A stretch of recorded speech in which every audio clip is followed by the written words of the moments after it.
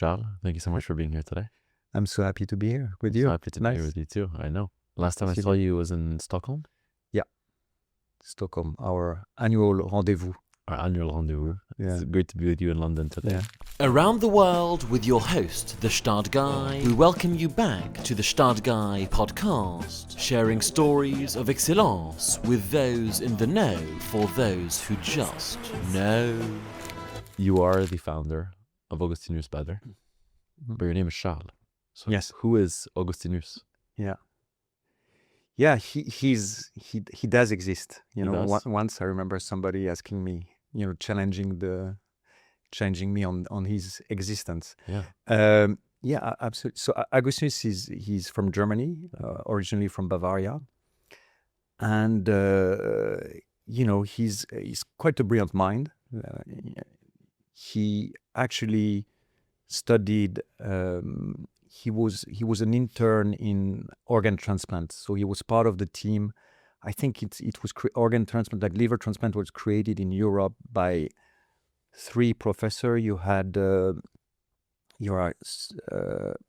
one in London actually, and one in Germany called Hans Peter Mayer. And so at Hanover, where he was heading that service, Augustinus was an intern there in surgery. So he started with liver transplant surgery, and then he worked on artificial livers.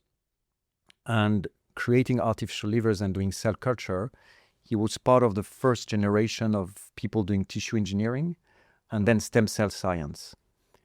And so he did the classic stem cell science, which was cultivation of stem cells. And then he became a disruptor in the sense that he came with the concept of saying, when you cut yourself with a piece of paper, you have no scars. Mm-hmm.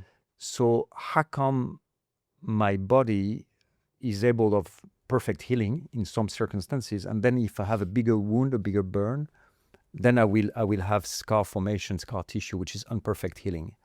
And so he investigated the processes and the signals that happen in your body that create that perfect healing versus what is missing that leads to scarring and imperfect healing. Mm. So he kind of uncovered the signals that are there to awaken our dormant stem cells. So he's a disruptor, because from a place where most people, come with the thought that we might not have enough stem cells and therefore you need to cultivate them, re-inject them. He came with the conviction that we have enough stem cells, and what is missing are the signals to actually activate them, awaken them. And a common friend introduced him to me, saying he's the best brain in stem cell science today. It was more than a decade ago. And at the time, I was trying to help a French professor in terms of, philanthropically contributing to the financing of his research on spinal cord injury. So I put that French professor and Augustinus in touch, thinking, stem cells. And then 2-3 years after, I visited Augustinus in Leipzig, because he's still today the head of stem cell biology and research at the University of Leipzig. And he showed me the picture of a 2.5-year-old girl that was burned second, third degree. And using the wound gel that he created, again, more than a decade ago, the head of reconstruction surgery in Munich was able to avoid scar formation and skin graft to that little child. And so I was shocked in the sense that it's insane that such a technology exists, but it's not widely available, because that would obviously change the life of so many people, scar-free healing, accelerating healing, especially for children, because when you have wounds from burns as a child, you might need to be reoperated, as especially, for example, that child, it was between the toes on her foot. So sometimes you have to reopen the scars, because you have to let the toes and the foot, as the foot is growing, etc. If you do a skin graft and so anyway, so scar-free healing is really a big deal. It's not just, again, an imperfect healing, but the consequences, again, psychological. Maybe if you have burn scars on the body and you grow up, maybe too ashamed to go to, I don't know, to the beach or the swimming pool with the other kids, etc. So it's and again, as we see today in all the conflict zone, if people like Doctors Without Borders and Red Cross, etc., could have access to such a product, that for me was again, my initial reaction was, okay, I'm shocked to see it's not available, but my second reaction was, okay, how can I help that guy find the funding for his research? And the same way I tried to help that French professor in spinal cord injury. And so that's where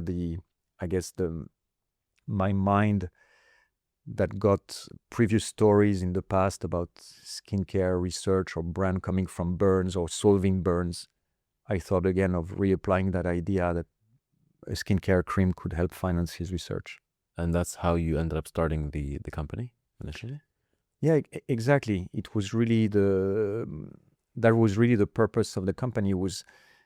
So we created two companies, a biotech and a consumer good company. Mm-hmm. And the idea was that the consumer good company would finance the biotech, that the profit from the cream, because he was licensing his technology at the time to anti-aging clinics, like, in Switzerland, in Thailand.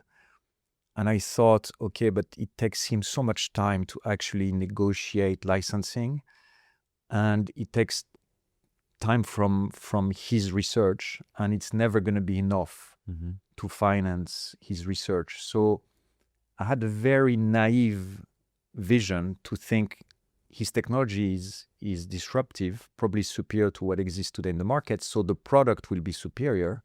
So it will be a big success. So it will finance his research. It was, but probably if I would have been trained at L'Oréal or worked in the skincare business before, I would not have had such a strong conviction, because I would have understood how difficult it is actually to launch a new company in the skincare field. So in some ways, my ignorance was a blessing at the time, because it gave me the courage, and because I had a vision and a very strong belief.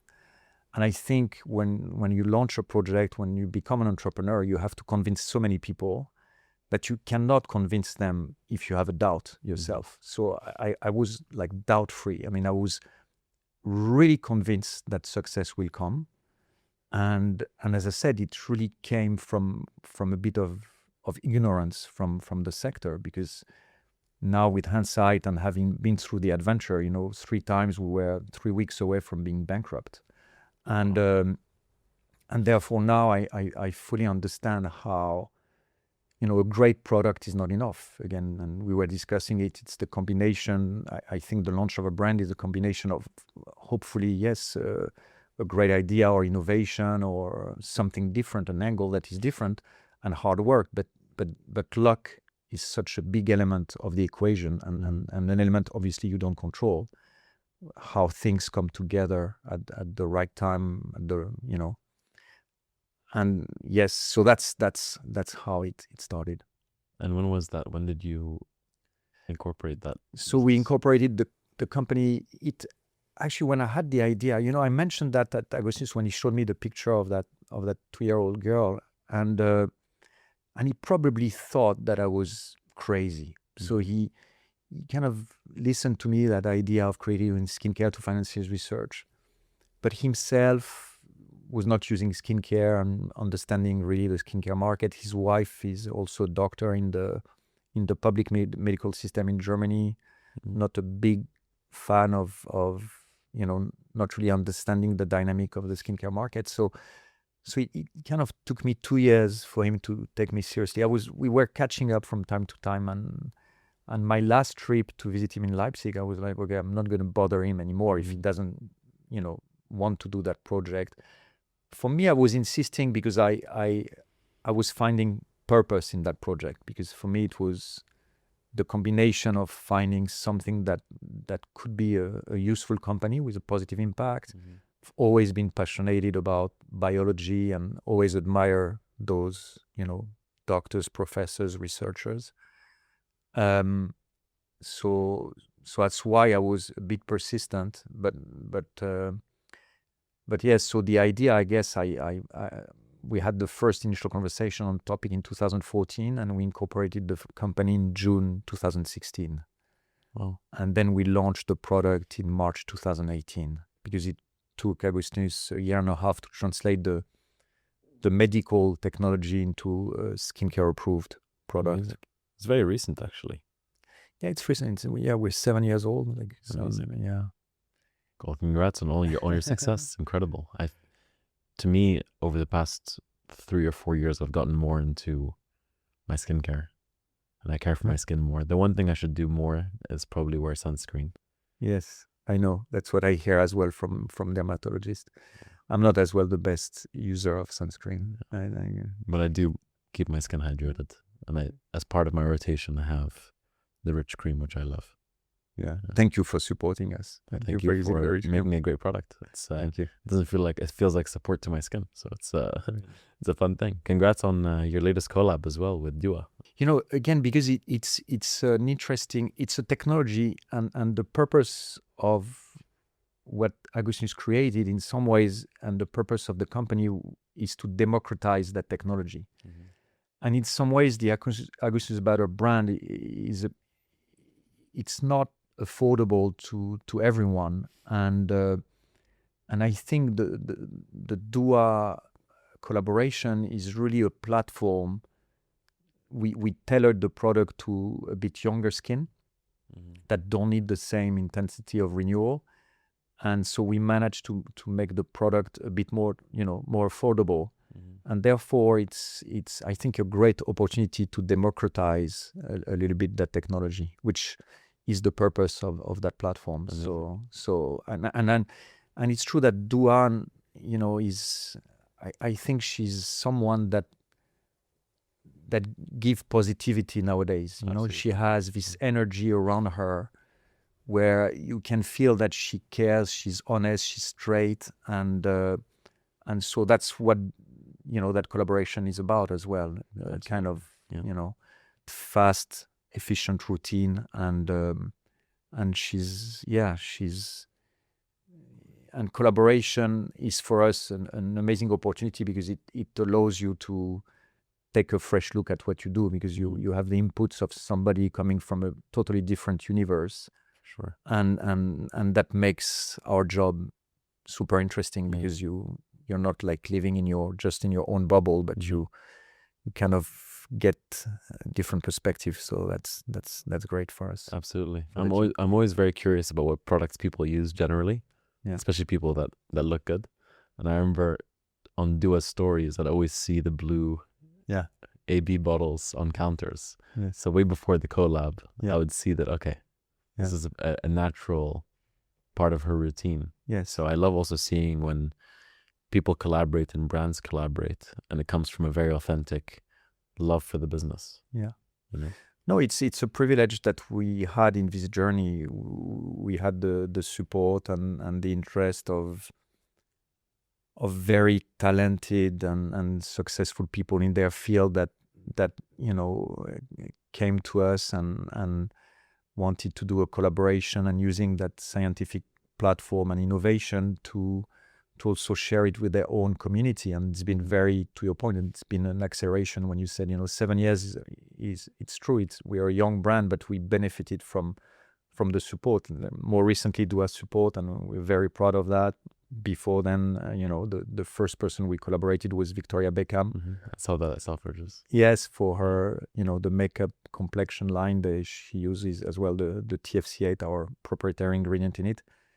And then we did Hyder Ackerman, that is now the designer at Tom Ford, design a vessel for us 2-3 years ago, and a year and a half ago we also did a tinted version of our lip balm with Sofia Coppola.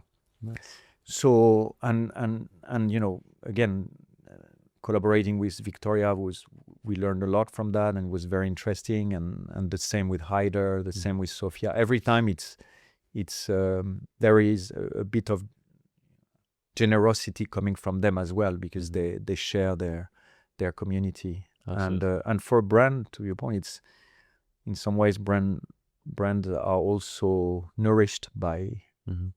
collaboration of this type. I think what's very cool is you founded this business at what seems to me as a consumer a very unique time for the category, where although your story for the business is incredibly medical, the industry happened to step into both trend and fashion and pop culture for at least the first time in my lifetime, perception wise. To me, skincare was always this thing my mom participated in and was quite medical or quite secretive, and it was just in the bathroom. It was never part of the outfit, never part of the storytelling. And I think maybe get ready with me culture on social media of people talking about what they're doing to get ready, but also the care people have for who they are, not just what they wear. So they're actually caring for their bodies more, allowed for more conversation around skincare in general. And people feel very proud about the ways that they do care for their skin. I'm curious to understand how that tailwind may have impacted what you do to allow your brand to, of course, keep its medical tech, but also play in fashion, luxury, and pop culture at the same time. I don't know if it's probably a cumulative effect of events. The COVID, a lot of people said COVID made, because people were at home, so what do you do? And so it was people attribute that as well to the fact that we were a lot on Zoom calls. So we had, it's as if being on, because you have your own little image on one icon. So it was, okay, how do I look? Became maybe a bigger issue because we had to face our own reflection for time. So it was this combination of, and how do I look combined with a bit of health, because COVID was all about also staying healthy, because if you have to face a virus or if you caught COVID, everybody was kind of aware that hopefully if you're in a better physical state, you will weather the storm in a better way. And combined now with this new, very interesting trend, this new, I'm not going to say obsession, but at least for some biohacking, this whole conversation about longevity biohacking, which is, and I know you consult for brands and luxury brands, and a lot of them, I guess, and some you help or work with, and others, it seems that the whole shift is going to experiences, and longevity is one of the top luxurious now experience. So the same, 5-star hotels are all now questioning the offering in their spa, like the spa, the same way, to your point, the spa was maybe the thing in the lower ground level of any 5-star hotel and not something you would showcase. Now how elevated is your spa is a big asset for any 5-star hotel experience. So I think skincare is part of that, because if you think about it, your skin is your number one organ in terms of size, and what you put on your skin, despite the fact that there is this belief that, products are stuck in the layer, upper layer side of your dermis, epidermis. Some elements of what you put on your skin will be absorbed by your body. So it's a clear part of your health routine, your skincare. And therefore, yes, I think there is this new focus on health, and skincare is probably a new element in it. And now it's transgender and transgenerational, because to your point, when you were talking now, skincare was a thing for my mother, and her, now it's, I think men are also looking for efficient skincare. And we see it, in the community of people. We have so many anecdotes of customers whose husband or boyfriend, etc., started to steal once the cream to try, and then became obsessed, and then issues, and and became customers. So it's we've been lucky on the timing. I'm pretty sure that, to your point, skincare has become more of a relevant conversation that it used to be. And also maybe I'm not going to say a more interesting conversation, but it's a more global conversation that again encompasses science. People are more looking now to understand, if a product is efficacious and why, and what are the ingredients, what ingredients work. So you might be a savvy consumer who might understand what ingredient does what. I don't know if you reach that stage already or not. I never got granular about what the ingredients are. For me, it was all about a feeling. Okay. And I remember actually when I was about 17 is when I started actually using skincare. So quite a while ago now. And similar story to the husband stealing from their wives, I actually borrowed some skincare from my mom. Okay. Because my mom had this big stack. She was a big La Mer. I mean, she's a big La Mer user. And I started using some, and she's like, "Here, have this tub." And I just started using these creams from a young age, and I would see what works well for my skin, and slowly evolved that. But I never got medical about it. I actually have never seen a dermatologist. Okay. It's always just been me washing my face and using 2 or 3 products I like that I test. Right. And that's it. Yeah. So you were born to be converted to the rich cream. I was born to be converted to the rich cream. I love the rich cream because usually these heavier creams lead to like some level of oiliness, and people use them at night. But I actually use the rich cream day and night, and it just keeps my skin looking exactly as it did when I first put it on.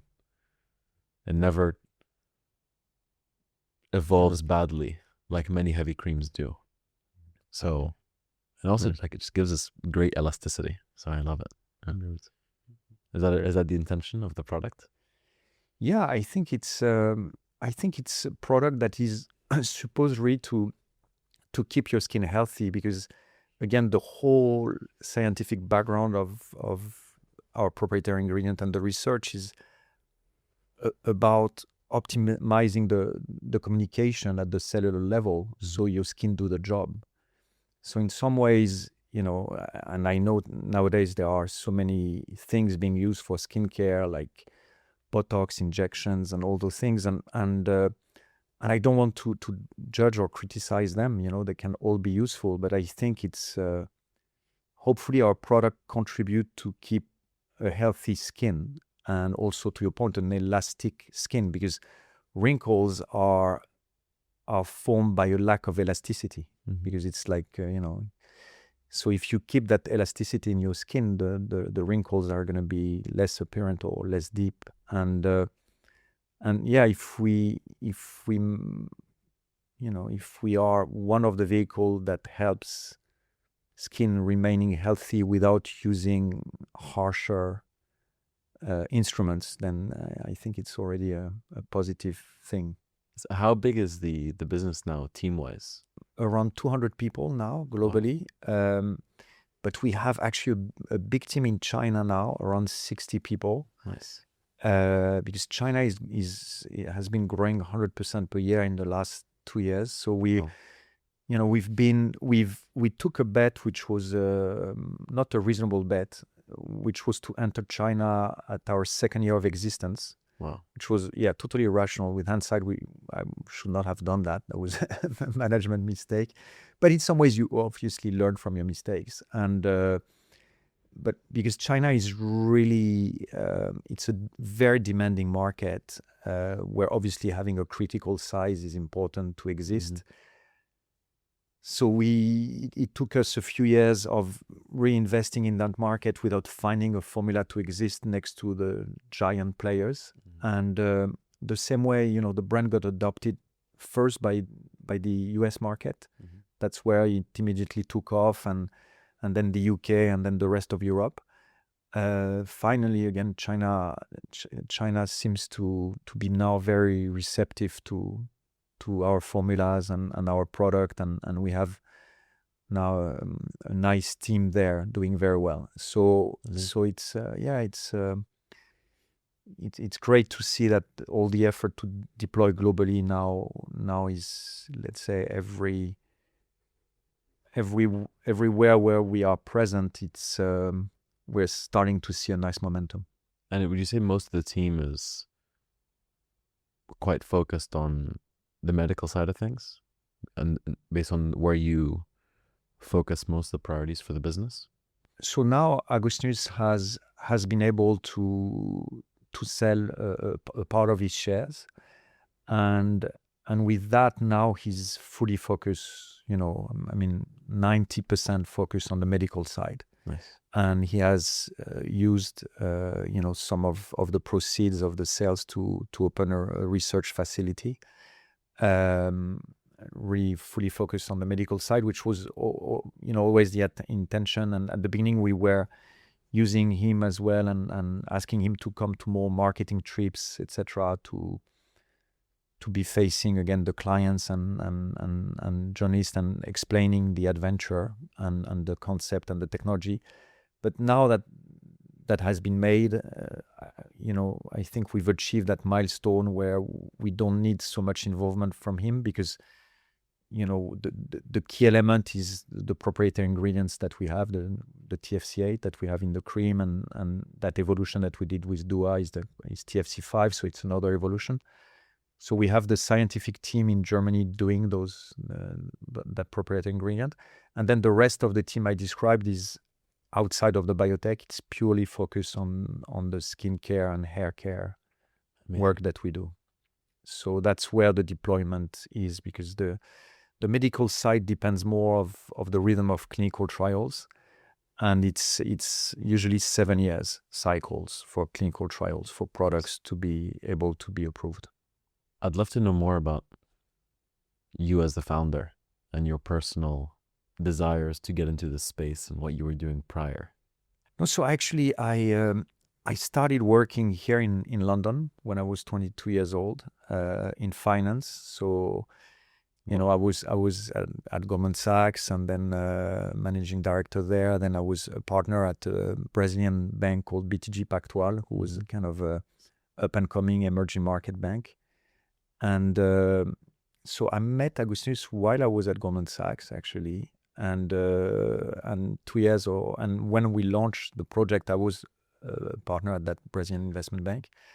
And the characteristic of that partnership is that you could not monetize your shares in the bank unless you would resign, which made my decision to become entrepreneur even more clearer, because I could not do it halfway, because in order to finance, because I self-financed the project for the first year and a half, so I had to again pay for the research and development, the building of the team, the rent of the offices here we had in London, and etc. So I had no choice but to sell my shares in the bank. And therefore, I had no other choice but to resign and change complete life, which ended up being obviously the right decision. I never worked as hard as I worked during the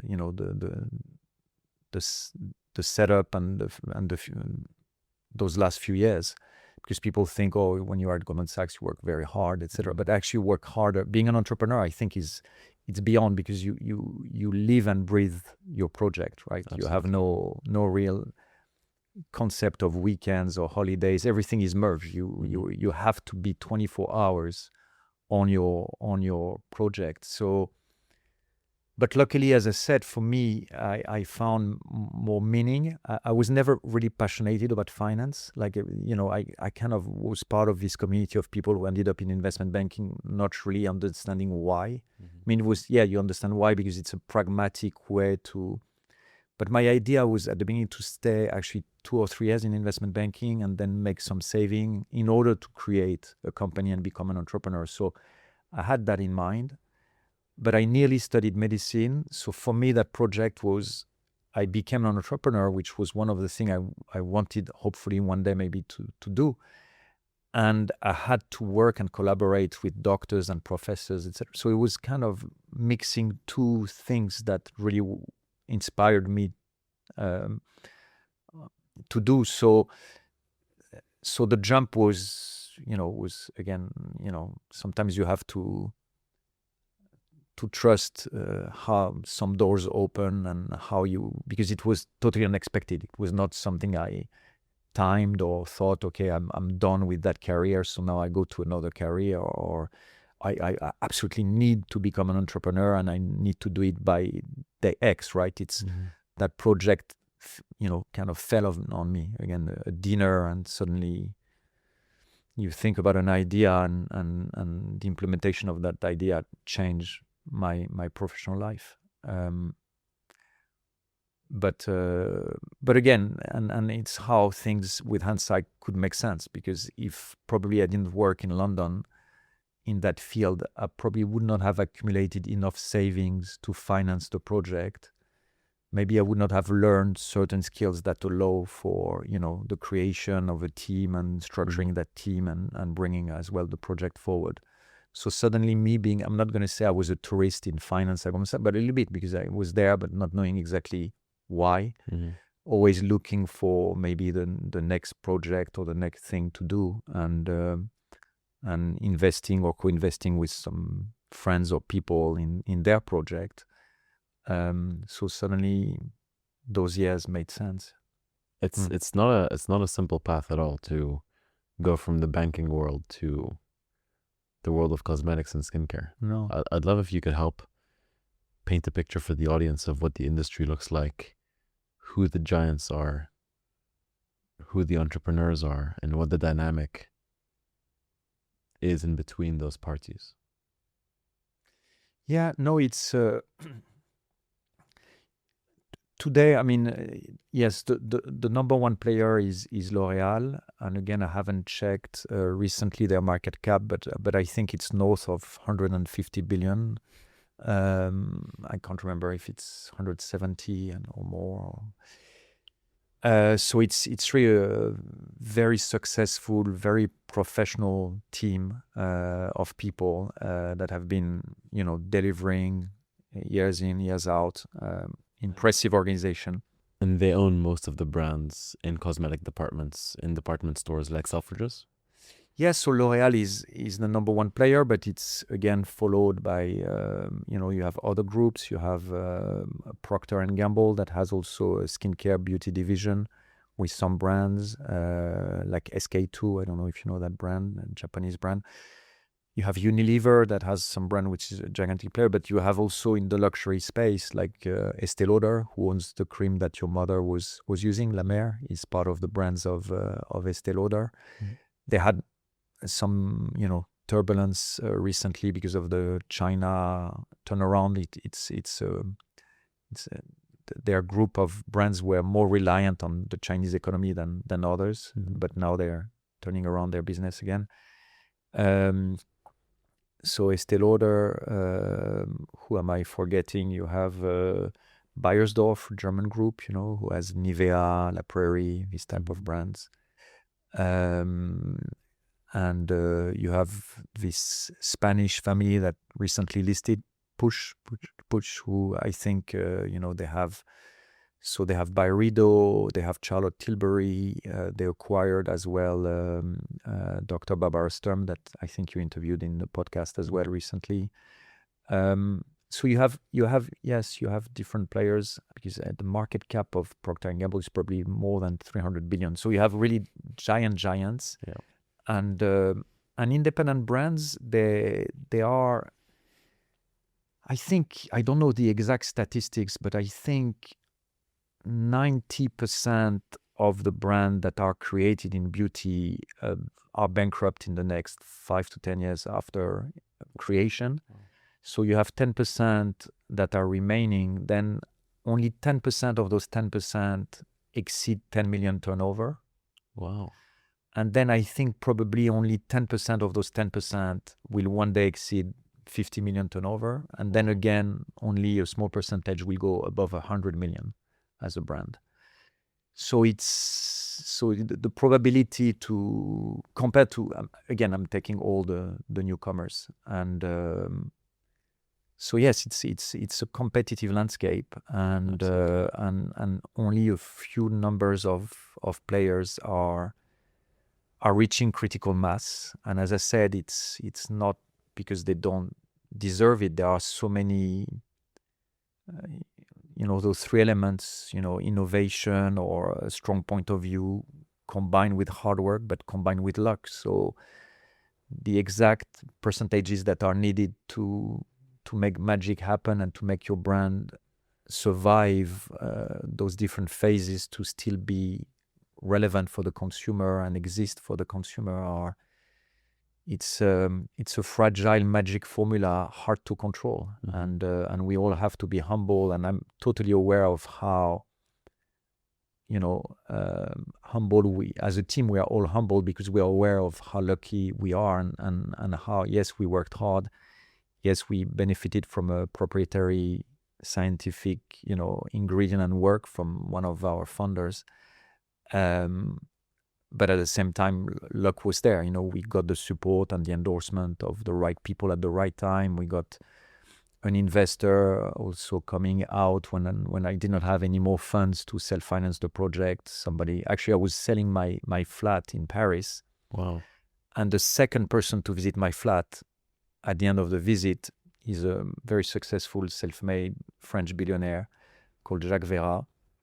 And at the end of the visit of my flat, because it was the last thing I had to sell, actually, I sold my place in London. I sold all my liquid assets. All to fund the business.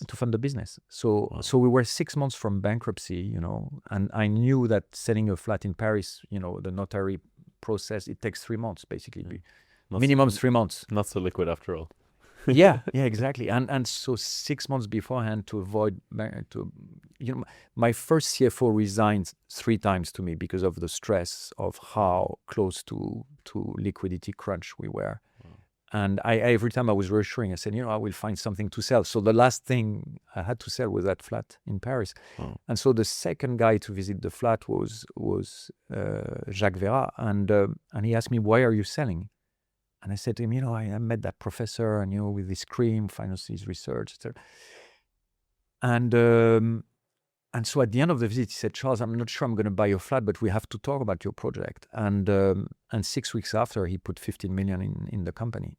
Wow. And yeah, so it's part of when I'm talking about luck and how things align.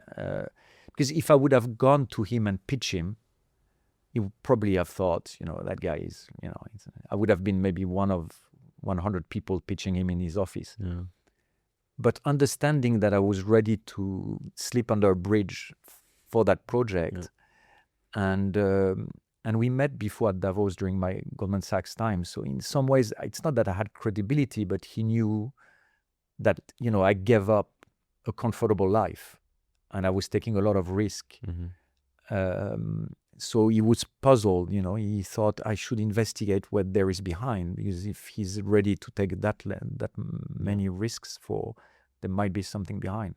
But yeah, that's, I guess that's why I was saying it was a blessing at the beginning to be not trained in the sector, because the level of risk I took, if I had full conscience of that level of risk, I would not have done it. So ignorance was a blessing. Yeah. It's also clearly a very capital intensive business. If you're spending all that money quite quickly, it's yes. crazy. It depends also the what you want to achieve and the pace of growth. I thought for us it always made sense to deploy globally, to try to grow fast, because there are other brands in the skincare industry that were created 50 years ago and are still around. And they've reached, there are maybe 75 or 100 million turnover, but it took them 50, 60 years to get there.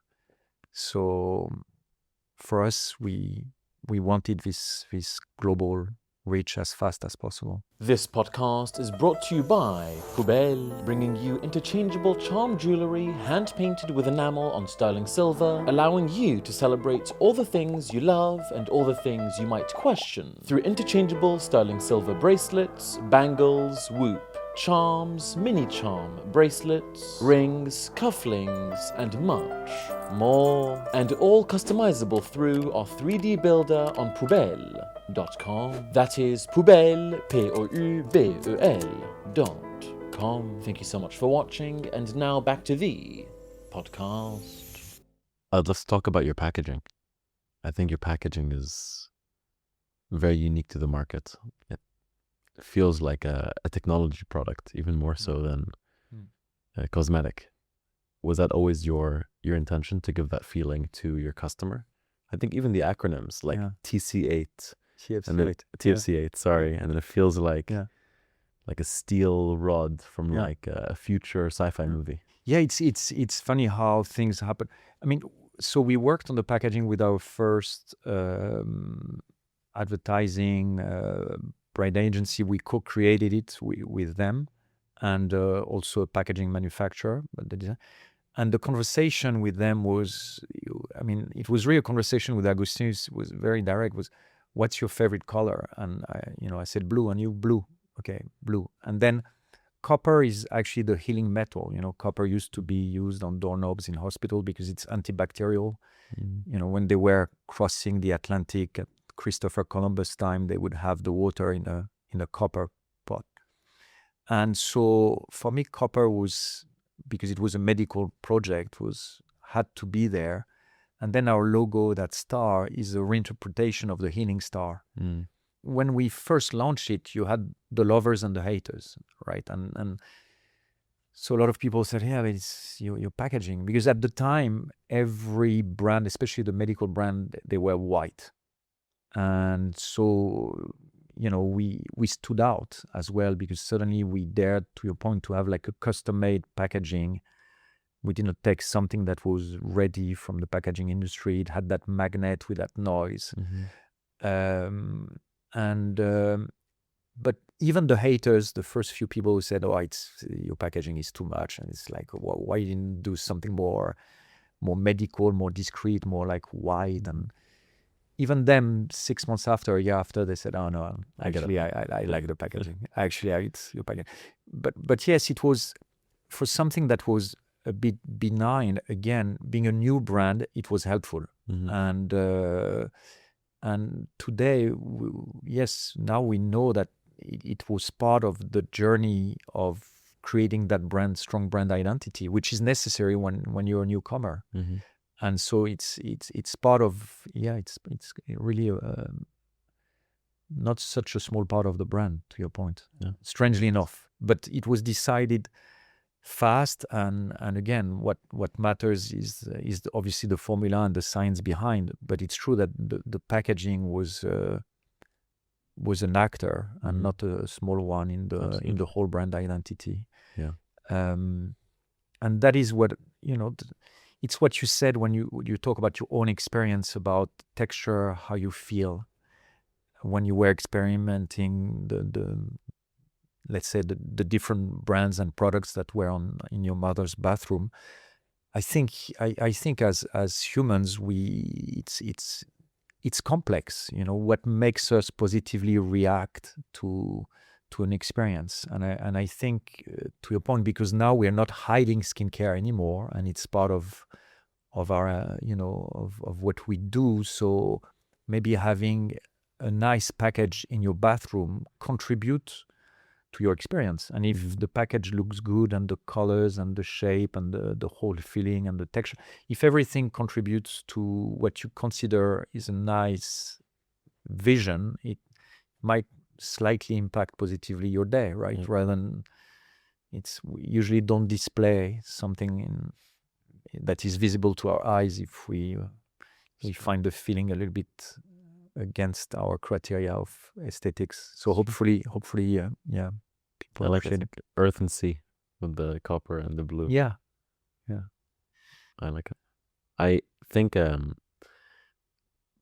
in a big part thanks to the success of Hailey Bieber as well. There are lots of social media personalities or people with an audience, or even people without an audience, that I've become very excited about joining the world of skincare as entrepreneurs.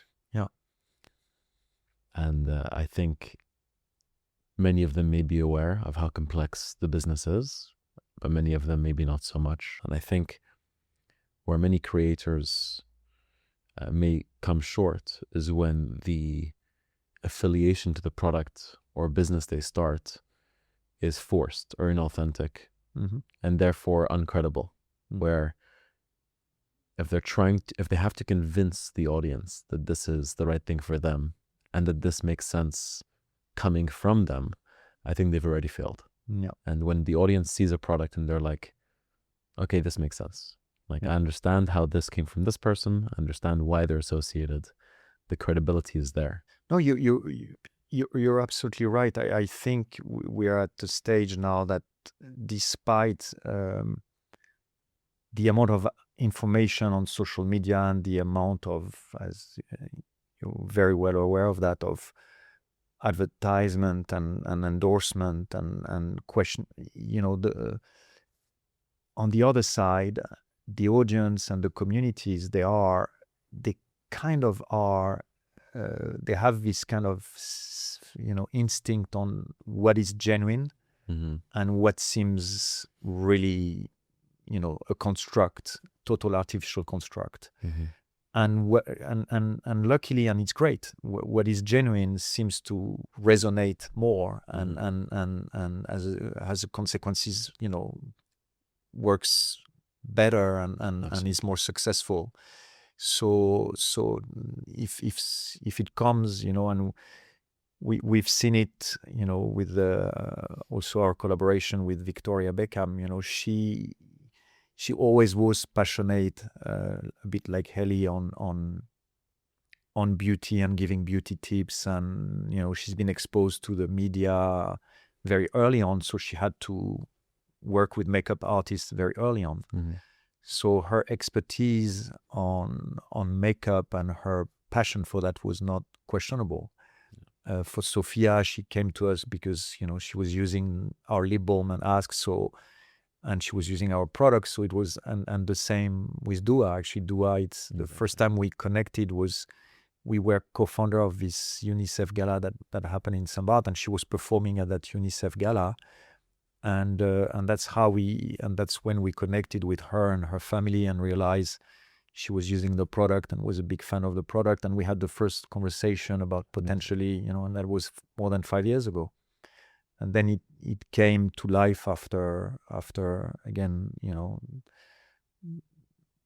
2 years after or 3 years after. It was not something that was engineered immediately, because it's very important, and that's the experience we have on our side, and very hard again to convince someone if you're not convinced yourself, as I said, even as an entrepreneur. But I think as a brand, it's the same. If you create a brand and you're not 100% believing and endorsing it, how can you pass that energy?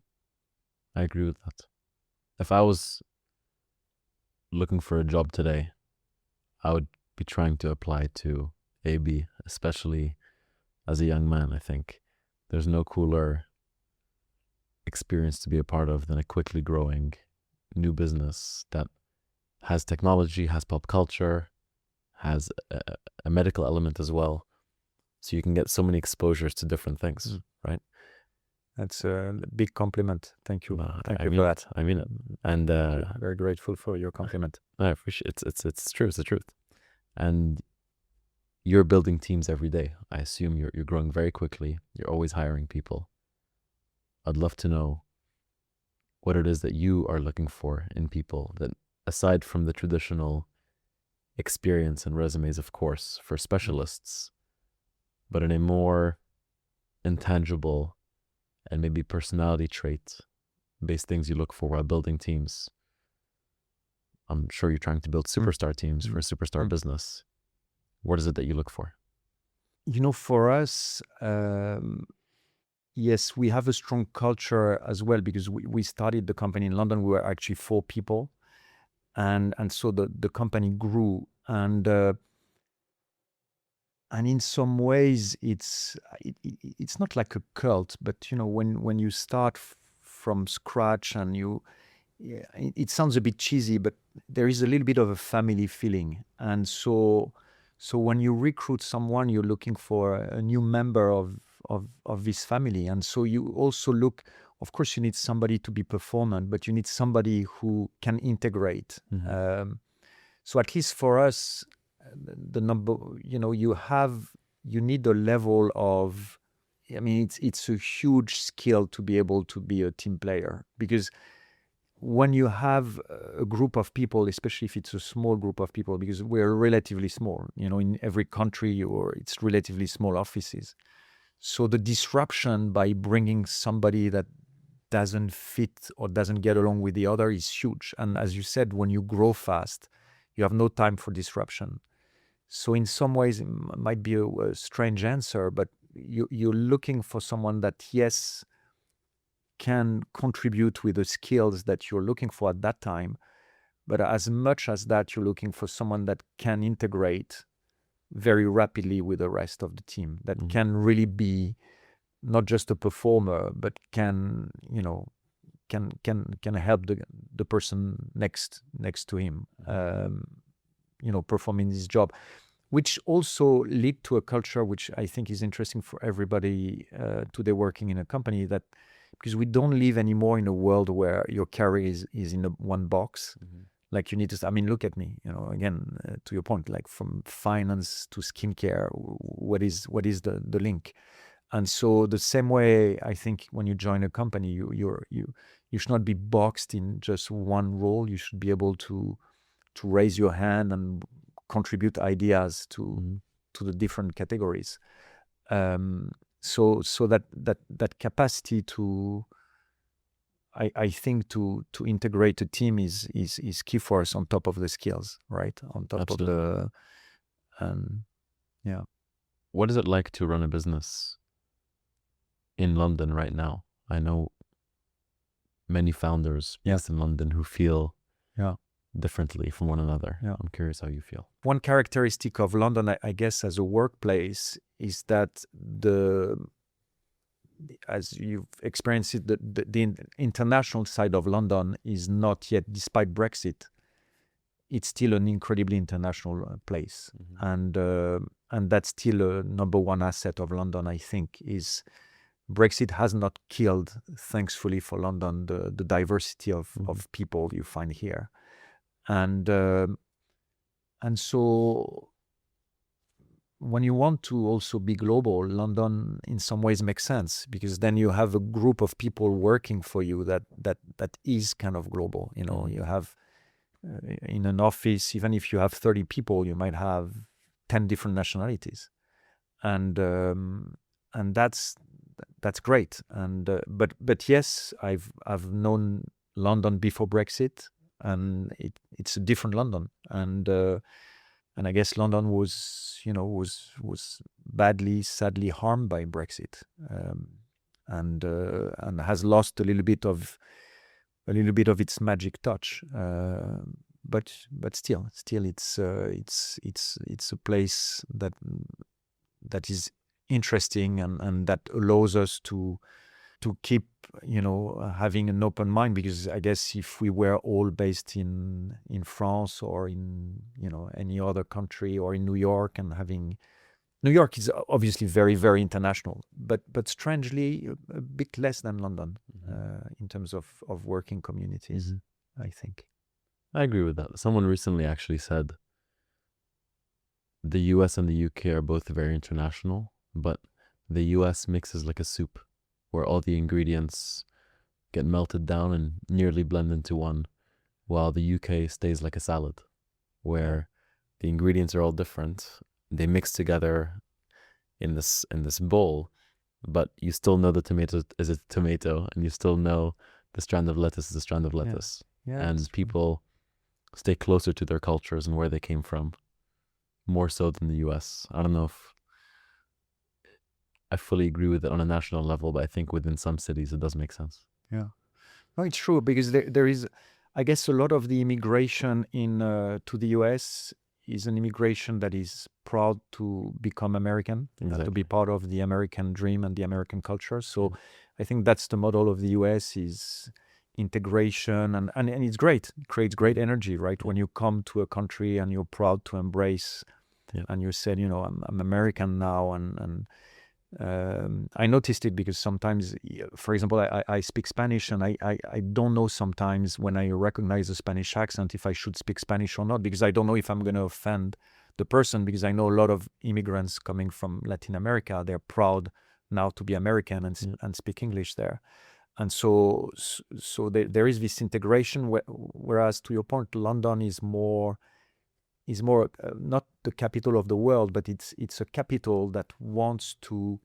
People are not coming to London to embrace English. There is no like British culture. No, but there is a phrase like the American dream. There is not a phrase like the English dream, right? It's not the purpose. London has always been this very pragmatic, smart city that wants to grab and benefit from the skills of different communities, but is not looking to have those communities, becoming British or English in spirit, right? So it's a different. It's actually that metaphor of your friend of the salad and the soup is actually very interesting one. On this podcast, we always play a game of à la poubelle versus Fantastique. Okay.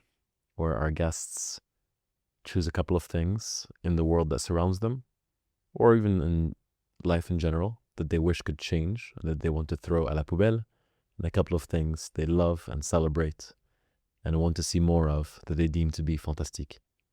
Can you share a couple of things in your world that you think are à la poubelle first? No, everything that gets us more together, I would say, is fantastic and so needed nowadays. So that's why, again, I was referring to that collaboration with Dua. I'm looking and I find fantastic personalities that are embracing diversity, embracing listening to each other, embracing at that time where the algorithm are trying to all make us think or kind of confirm our own idea, and seems to take any form of debate away. I think people that embrace debate, openness, diversity are fantastic and so needed. I agree. Love that. Yeah. À la poubelle as well. Things you want to throw in the trash and change. Throw in the trash. I mean, the reverse of what I said. I really want to throw in the trash. A traffic jam à la poubelle. I agree. A bit too many. We need mayors that. I mean, I personally use bicycles when I'm in Paris, and I obviously I'm in favor of that. Different ways of finding solution for transportation in the cities, but please. We need some mayors that are a bit more pragmatic as well, and do not consider that, using bicycles or allowing for bicycles to be spread means that you need to sabotage.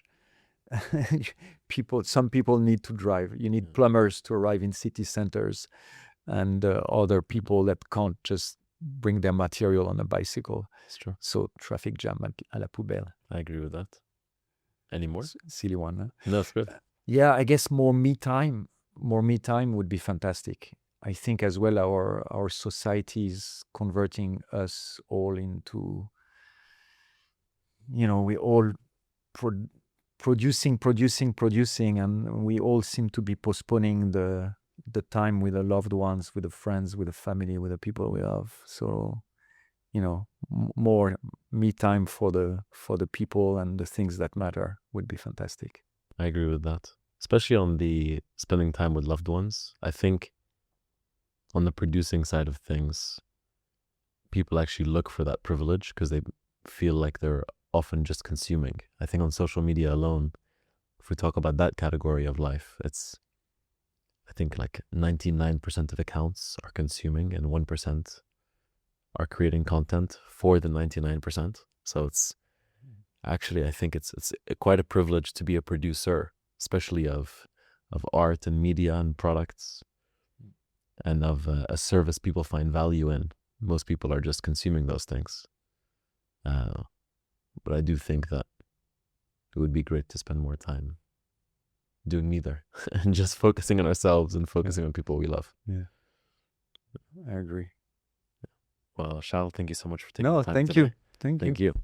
I really appreciate you making the time. No. I really so happy to see you and to be part of the podcast with you. Really. Thank you. Thank you for listening to this episode of the Gstaad Guy podcast. If you're keen to learn more, please follow along by engaging with our social channels on Instagram, TikTok, Spotify, YouTube, and Apple Podcasts. And we look forward to seeing you next week. Merci beaucoup, à la prochaine, and a big hug from the Gstaad Guy.